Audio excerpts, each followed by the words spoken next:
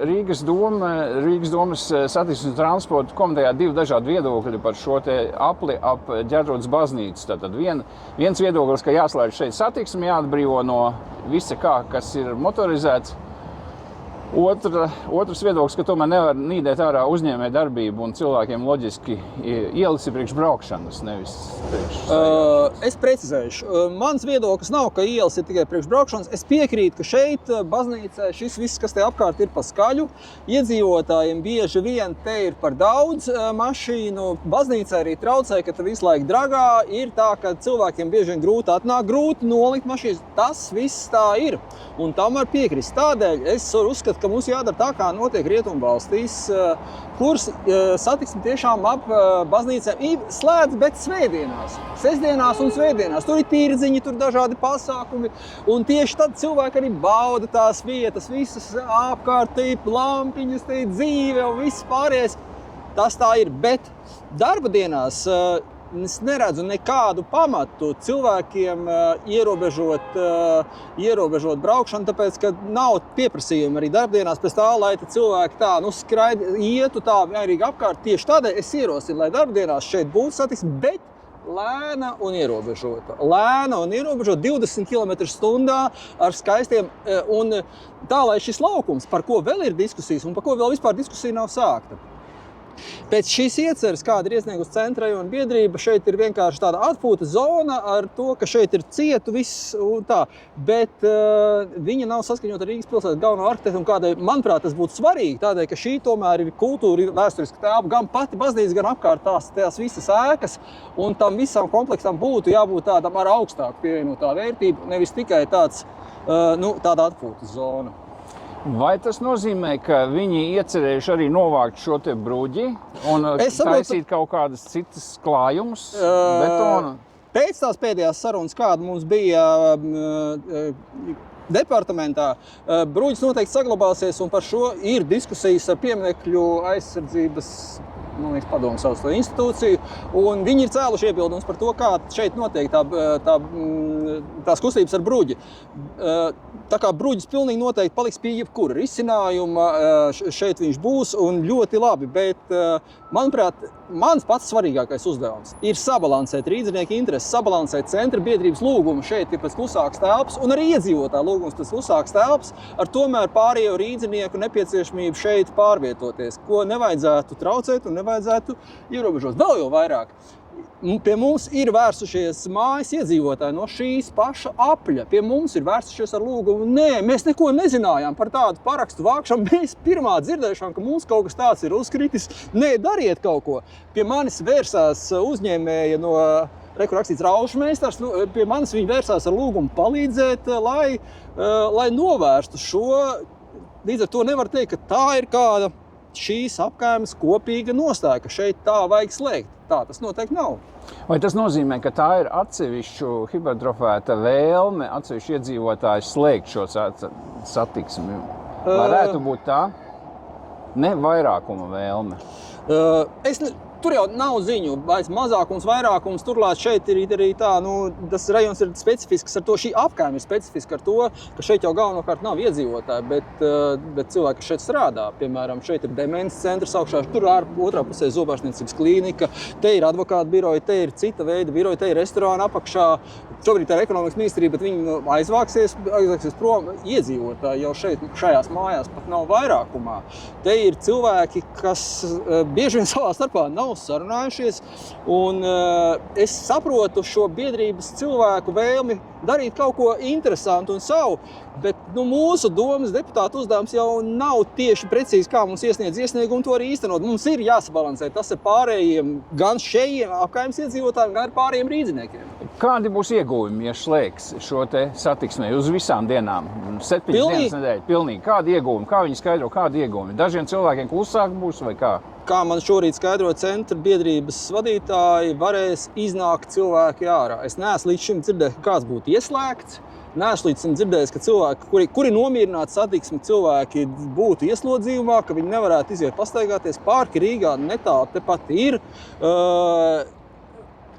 Tika rādīts piemērs uz šīs pašas Ģertrūdes ielas, ka bišķiņ tālāk, kur jau ir notikusi rekonstrukcija, attīstās uzņēmējdarbība. Pilnīgi piekrīt. Un tur viņi attīstās, neskatoties uz to, ka tu brauc mašīnas. Ierobežotā lēnā kustība paredz to, ka šeit arī uzņēmēji paši veidot šo skaisto telpu apkārt.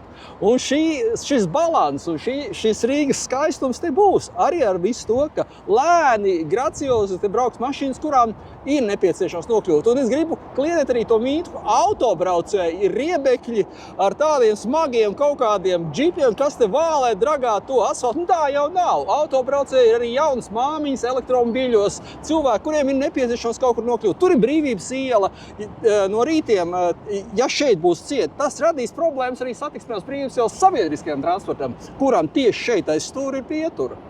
Vai ir aprēķināts vai lēsts vai hipotētiski ir veikti pieņēmumi, kāda ietekme uz uzņēmēju darbību šajā te kvartālā būs, ja tiks slēgta pilnībā satiksme? Nē, pie jebkura remonta ir skaidrs, ka uz kādu laiku šī ietekme būs ļoti nopietna, tāpēc, ka remonta prasīs to, ka šeit nevarēs braukt to laiku, kamēr tas remonts būs. Līdz ar to uz to laiku ietekme būs, protams, kritiska. Gājēji šeit varēs nākt un nevarēs atbraukt un tā, bet precīzu aprēķinu nav. Uzņēmēji uzskata, ka viņiem būs satiksmes slēgšana kaitīga. To uzņēmēji raksta vēstulē, gan šie uzņēmēji, kas savāc paraksts šeit, gan to raksta man restorāna biedrības vadītājs Jānis Jenzis. Vai šis jautājums varētu sašūpot vai šķelt Rīgas domas koalīciju? Es daru visu, kas manos spēkos, lai tā nenotiktu, tāpēc es cenšos rast dialogu un kompromisu, un mums ir jārunā par to, un mēs par šo runāsim arī frakcijā, un mēs par šo runāsim arī kolēģiem, es ar viņiem cenšos, mēs dažādus draudzības žestus un kompromisu variants, lai tas tā nebūtu, bet mēs arī nevaram neņemt vērā tos rīdziniekus, kas pret šādā veidā, kā tiek piedāvāts izpildīt, iebilst. Sveicināti! Sveiki! Labdien! Prieks jūs redzēt. Es saprotu, jūs arī esat dzirdējuši, ka pie jums te grasās slēgt satiksmi uz 7 dienas nedēļā, 24 stundas. Jā, to mēs dzirdējām, to mēs uzzinājām. Diezgan pavēlu, bet jā, to mēs uzzinājām. Un kas notiks ar raušu meistaru? Kā jūs miltus, maisus nesīsiet iekšā? Kā tas viss varētu notikt šādā te situācijā?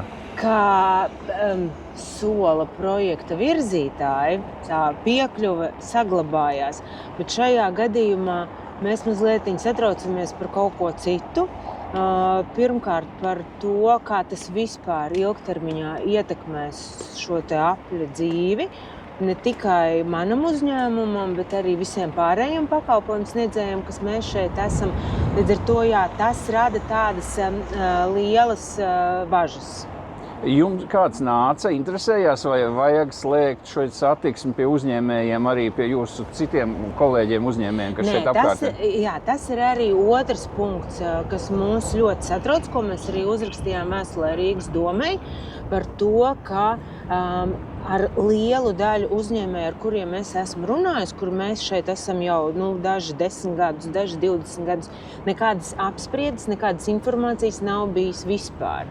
Un šī ir arī tā lieta, ko mēs pieminam un kas ir ārkārtīgi būtiska. Jo pie šāda projekta izstrādes mēs uzskatām, ka ir jābūt ļoti ciešai sadarbībai starp uzņēmējiem, iedzīvotājiem, projekta attīstītājiem, kas šajā gadījumā, diemžēl, nav bijusi. Kāda jums ir apjauta? No kurien šai ideja radās? Kāds iedzīvotājs, kam nepatīk mašīnas, sāka to lietu virzīt caur savu politisko ieteikumu Rīgas domē vai kā?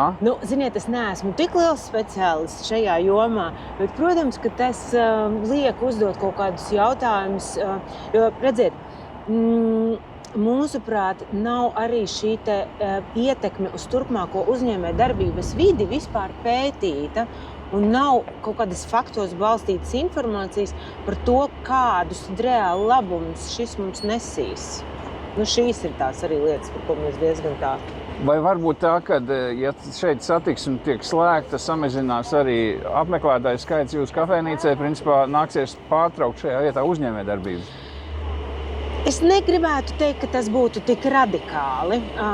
To mēs nezinām, bet man tās bažas ne tikai par savu uzņēmumu, bet principā par tiem pakalpojumu sniedzējiem, kuri ir parakstījuši šo te iesniegumu Rīgas domai, tās bažas kopumā ir tādas. Jo samazinot piekļuvi šim te aplim, radot problēmas novietot automašīnas, kas būtībā sanāk, mēs zaudējam vairāk kā 35 autostāvvietas, kas ir, manuprāt, diezgan būtisks skaitlis. Šeit parādās jautājums par to, tie cilvēki, kas ir pieraduši novietot automašīnas, kāda būs viņu tālākā rīcība. Vai viņi aiziet izvēlēties kaut ko citu, vai viņi tomēr paliek šeit pat? Kādas būs jūsu tālākās darbības savu interešu aizstāvēšanā? Kā jūs aizstāvēsiet savus intereses? Es domāju, ka noteikti mēs gaidīsim rezultātus no Rīgas domes, kādi būs rezultāti, kādi būs iespējams ieteikumi, iespējams kaut kāda komunikācija no projektu virzītājiem, kuras, diemžēl, šobrīd nav bijis. Un tad mēs vērtēsim, ko mēs varam darīt tālāk, kā mēs varam iebilst. Vai tas nozīmē, ka tie projekti, viņi virza projektu, bet vispār jums nekomunicē? Principā ar tiem uzņēmējiem, ar kuriem es esmu runājusi šeit, tie, kas ir pievienojušies šim te iesniegumam Rīgas domai, ne ar vienu nav komunicēts. Lielākā daļa tā arī uzzina visu informāciju no sociālajiem tīkliem.